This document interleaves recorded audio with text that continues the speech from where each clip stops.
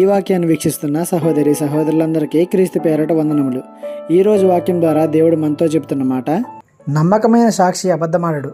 సామెతల గ్రంథము 14:5. ఈ కాలంలో నమ్మకమైన సాక్షులు కరువైపోయారు. సందర్భం ఏదైనా అవ్వచ్చు, అది చిన్నదైనా పెద్దదైనా ఎలాంటిదైనా సరే న్యాయం వైపు నిలబడడం మానేశారు జనాలు.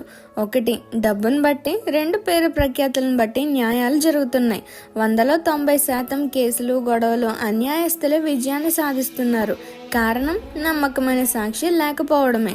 ఒకవేళ సాక్షి నమ్మకమైన వాడే అయితే నిజం ఏమిటో వాడికి తెలుసు కాబట్టి, అబద్ధాన్ని వాడు ద్వేషిస్తాడు కాబట్టి వాడిని ఎవరు కొనలేరు, వారు ఎవడికి భయపడడు, న్యాయాన్ని గెలిపిస్తాడు. ఈ కాలంలో అబద్ధాలకే అన్యాయస్తులకే నమ్మకమైన సాక్షులు దొరుకుతున్నారు.